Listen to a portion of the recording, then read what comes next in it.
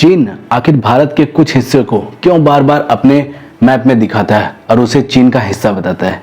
बीते दिनों चीन की मिनिस्ट्री ऑफ नेचुरल रिसोर्स ने एक मैप जारी किया जिसमें उसने भारत के अक्साई चीन और अरुणाचल प्रदेश को भी चाइना का हिस्सा बताया, जो कि चाइना की पुरानी हैबिट है इस तरह की हरकतें करना। और चीन आखिर बार बार ऐसी हरकतें क्यों करता है, क्यों यह जानबूझकर इस तरह की हरकतें करता है, तो इसके पीछे कुछ ऐसे प्रेजेंट के और कुछ ऐसे पास्ट के कारण हैं जिसकी वजह से चाइना ऐसी हरकतें करता है।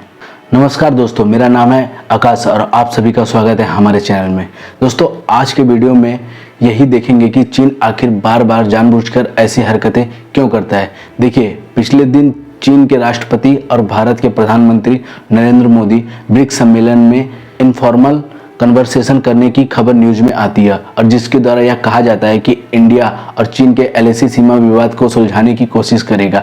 लेकिन कुछ दिन बाद चाइना ऐसी हरकतें करने लगता है जिसमें यह अपने मैप पर भारत के कुछ हिस्से अरुणाचल प्रदेश और अक्साई चीन को चाइना का हिस्सा बताने लगता है। तो आखिर चीन की इसके पीछे क्या मंशा है। देखिए, भारत में इस वक्त G20 का समिट चल रहा है और ऐसे में भारत इस समिट को भारत के अंदर अलग अलग राज्यों में आयोजित कर रहा है। ऐसी एक प्रोग्राम G20 का अरुणाचल प्रदेश में भी किया गया था, जिसके बाद चीन ने अरुणाचल प्रदेश की 11 जगहों के नाम बदल दिए थे। हालांकि नाम बदलने से कुछ नहीं होता है, लेकिन फिर भी उसने ऐसी हरकत करने की कोशिश की।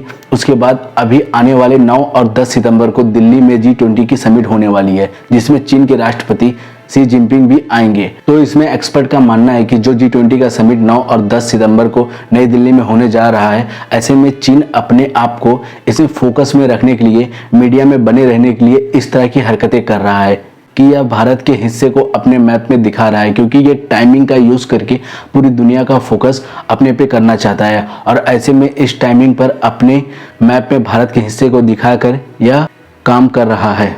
इस पूरे विवाद पे हमारे विदेश मंत्री एस जयशंकर ने चीन को करारा जवाब दिया है और कहा है कि सिर्फ मैप जारी करने से कुछ नहीं होता, अरुणाचल प्रदेश भारत का अभिन्न अंग है।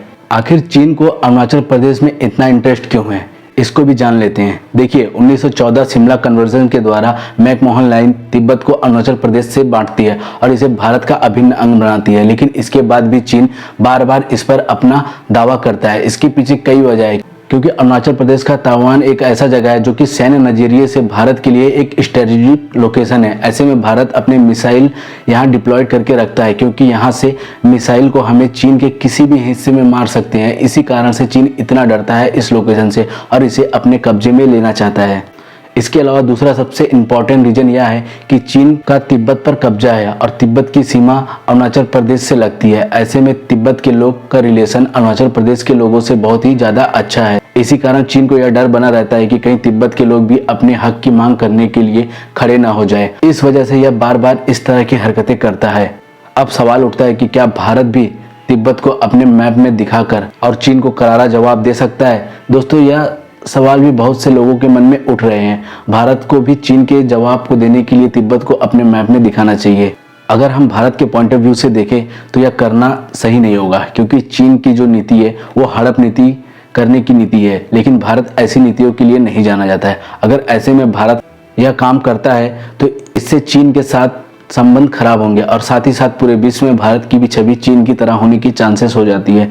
इसके अलावा दूसरे रीजन, क्योंकि हमें चीन के साथ इकोनॉमिकल बहुत ज़्यादा कनेक्ट हैं, खास करके इलेक्ट्रॉनिक सामान के लेकर। ऐसे में इस तरह के कदम उठाना इकोनॉमिक सेक्टर के लिए भी हानिकारक हो सकता है। तो इसके लिए सबसे पहले भारत को जितने भी ट्रेड चीन के से कर रहा है उस सब का अल्टरनेटिव खोजना होगा। इसके बाद ही इस तरह के कदम उठाना सही होगा।